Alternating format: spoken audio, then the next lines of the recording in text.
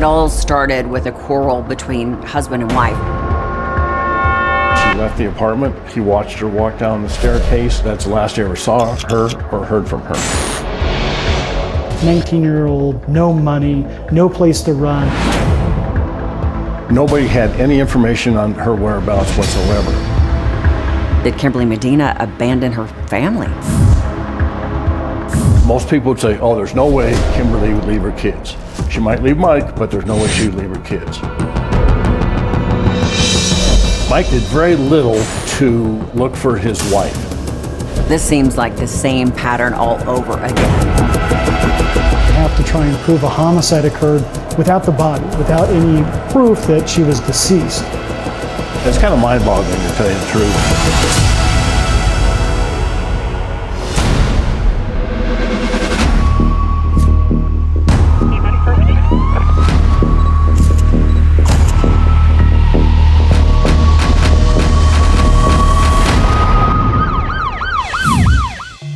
Hi, I'm Nancy O'Dell.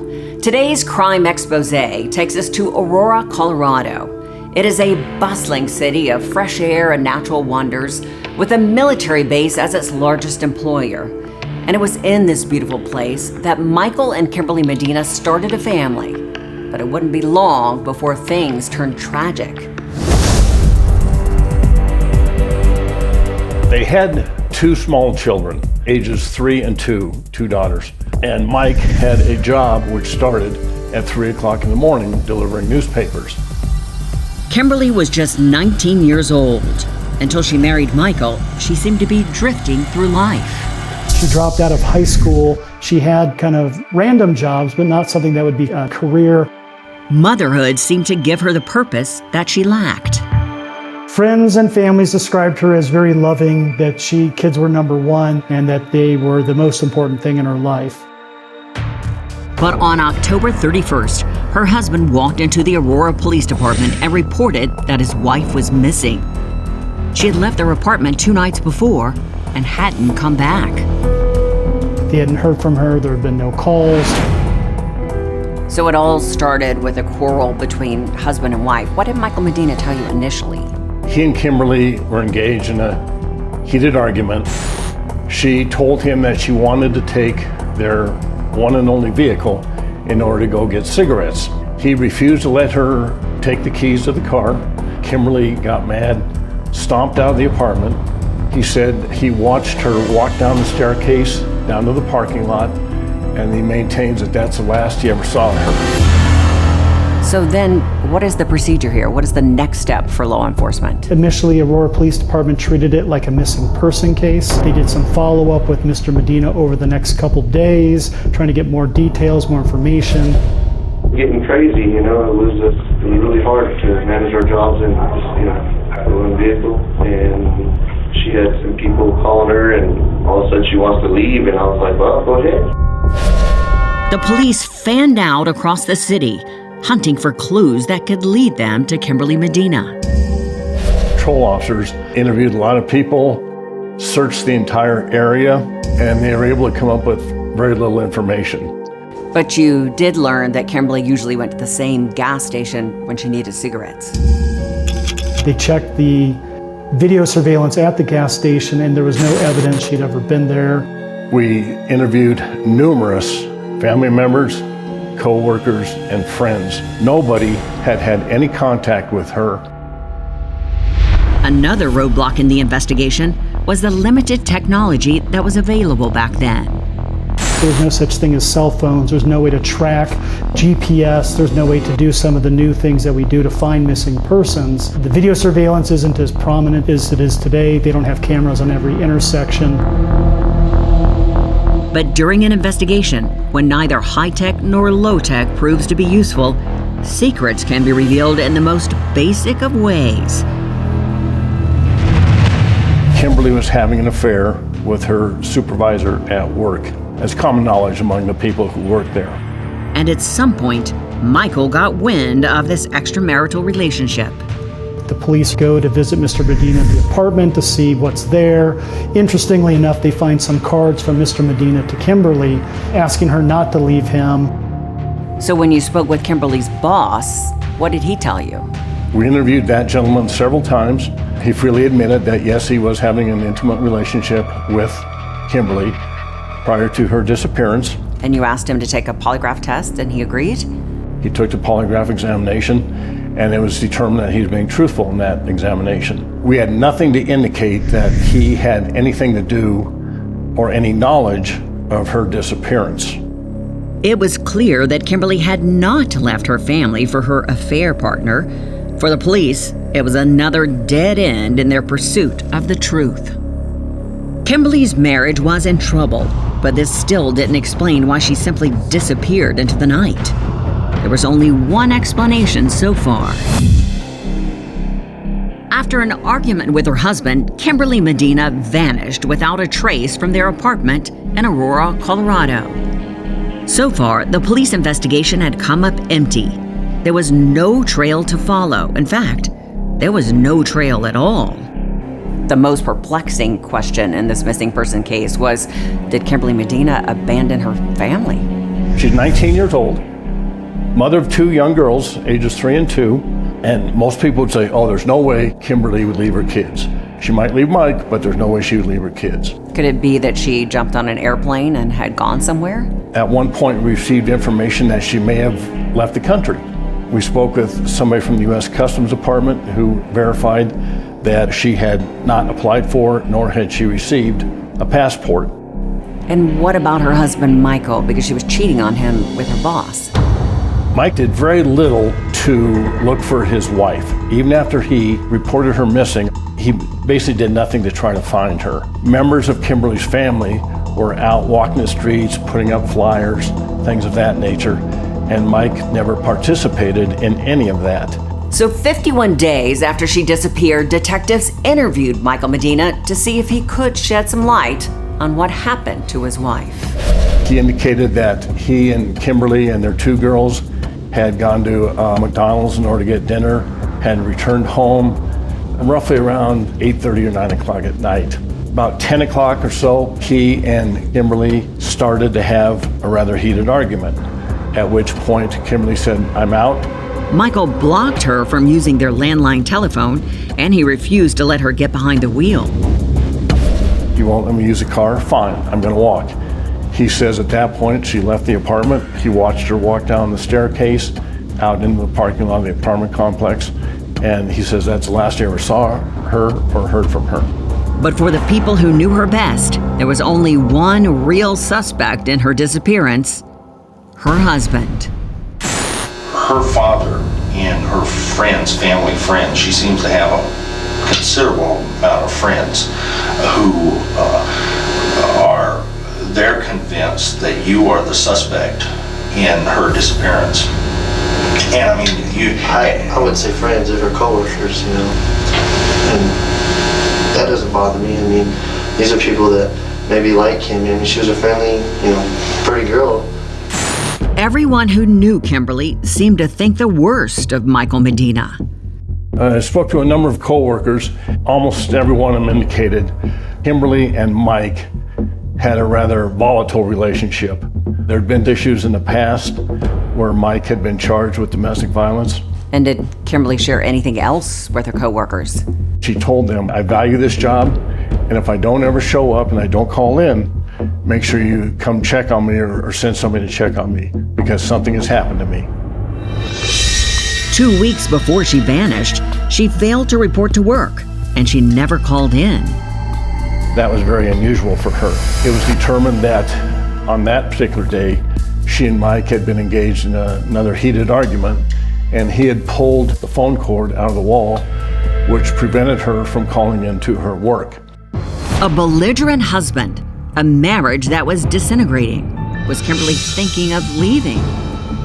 In the days leading up to her disappearance, we'd verified that she had stayed the night with a coworker, that following that she'd been talking to family and told family that she was going to leave Michael Medina. A friend overheard a conversation where she mentioned divorce. A key piece of evidence, but it wasn't enough to build a case against Michael. We had no proof. We had no story to tell. We were relying on the history of some domestic violence events, but no way that we could actually give any meaningful description about what had happened to Kimberly. The investigation slowed to a crawl and finally stopped. The disappearance of Kimberly Medina was now officially a cold case. We got a number of tips as the years went by where she might be, and we investigated them as well as we could. But we ended up going all across the country to interview various people who might have some knowledge. Not forgotten, at least until 9 years later, when a horrifying discovery would spark this cold case back to life. And whatever you think might have happened to Kimberly Medina, trust me, the truth turned out to be a whole lot worse. The mysterious disappearance of Kimberly Medina had become a cold case, boxed up, put on a shelf, but brought down once in a while when a tip came in. As the years went by, we were just kind of stuck. We've been able to get virtually no information. Throughout the course of this investigation, whenever we heard that a body might be buried somewhere, we did a thorough investigation at those sites. Meanwhile, Kimberly's family continued to point the finger at her husband, Michael. Her family also reported to the police, but their report was a lot more suspicious, thinking that Mr. Medina may have had something to do with her disappearance. Their fears weren't unfounded. Michael Medina had a history of winning arguments with the back of his hand. The National Domestic Violence Hotline reports that 1 in 3 women and 1 in 4 men have experienced some form of violence by an intimate partner. Unfortunately, Kimberly Medina had become part of these statistics. You multiply 42 months by 30 days a month. 20 bad events are coming out in the whole marriage, but no one remembers anything in the good.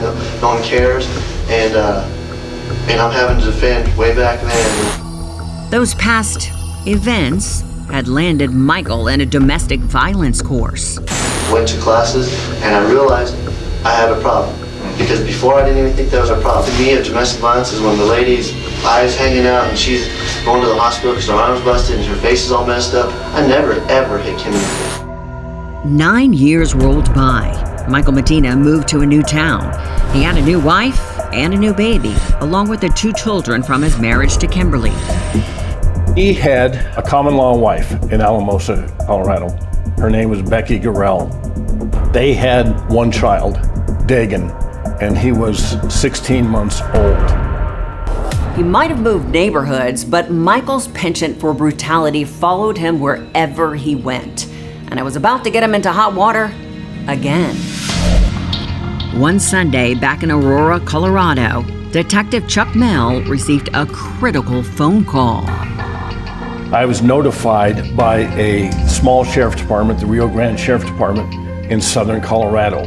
They told me that Mike Medina was currently in their custody for killing his infant son in their jurisdiction.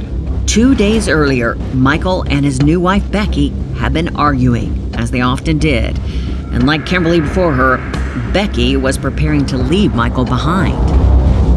So this seems like the same pattern all over again. I assume that Michael was furious. He threatened that he was going to kill Dagan and then kill himself. That because she had left him and hurt him so badly, he was going to kill Dagan, and that she would have to deal with that forever as a punishment to her for what she had done to him. And to illustrate his point even further, he decided to tell her a story at this point. Michael had taken Becky aside and said, "I'm going to tell you what I did to my wife, Kimberly." And then, after so many years, Michael finally revealed the truth about Kimberly's disappearance. When Kimberly got off work that night, he asked her to go for a drive with him, and they had their daughters in the vehicle with them. He drove out to where he had dug this hole. He and Kimberly got out and started walking a little bit, and Mike told Kimberly, "You should never have cheated on me." Michael was livid that Kimberly had taken up with her supervisor at work. She was wearing a hooded sweatshirt at the time. He pulled the hood up over Kimberly's head, and she tried to hug him. At that point, he pulled a baseball bat out of the back of his jacket. He proceeded to hit her 1 time in the head. She fell down, tried to get up, and he said he hit her 2 more times with the bat. and when she falls to the ground, continuing to beat her, pushes her in the hole, buries her alive, and he actually described hearing her moaning underneath the dirt, and then he left her. And his new son, Dagan? Where was he? He had taken Dagan, had drowned him in a sewer ditch. This kid was 16 months old, and he drowns his own son in a sewer ditch. It's kind of mind-boggling, to tell you the truth, that a guy would do that. The killing had to stop. Police and prosecutors needed a path to justice for the lives that Michael Medina had destroyed. So now it becomes really tough for you as a detective because Kimberly hadn't been found. So how do you hold Michael accountable for what he did to her? We have to try and prove a homicide occurred based on the defendant's confession without the body, without any proof that she was deceased. Michael Medina pled guilty to killing his infant son. But to send him to trial for killing his wife, the district attorney asked a grand jury to indict him, which they did. So 17 years later, after Kimberly disappeared, this case went to trial. And Mike Medina was ultimately convicted of first-degree murder for the death of Kimberly Medina. The two murders that he committed are just, beyond comprehension. He won't get out of prison. He will die in prison. Michael Medina bludgeoned his wife with a baseball bat and buried her alive, and then drowned his baby son in sewage. This was a case of domestic violence that escalated to a sad and bitter end. And now, it's time for today's Safety Spotlight. The case of Kimberly Medina highlights the severe risks associated with intimate partner violence, especially when attempting to end a relationship. Ensuring your safety is crucial in these situations. Consider consulting law enforcement and be sure to inform friends and family of the situation so they can be supportive and monitor your safety. Never meet with the person alone, and if possible, handle all communications through lawyers to reduce direct contact and risk of a confrontation. If that's not possible, break up with them via text or phone call to avoid in-person contact. If for some reason you have to break up in person, meet in a public place and have a trusted friend or family member with you. Create a detailed safety plan that includes emergency contacts, safe places you can go, and steps to take if you feel threatened. Make sure this plan is known to your support network. Change your passwords and secure your personal information. This can prevent unwanted contact and ensure your privacy. Reach out to support services like the National Domestic Violence Hotline at 1-800-799-SAFE. I'm Nancy O'Dell. For all of us here at Crime Exposé, please join us next time and stay safe.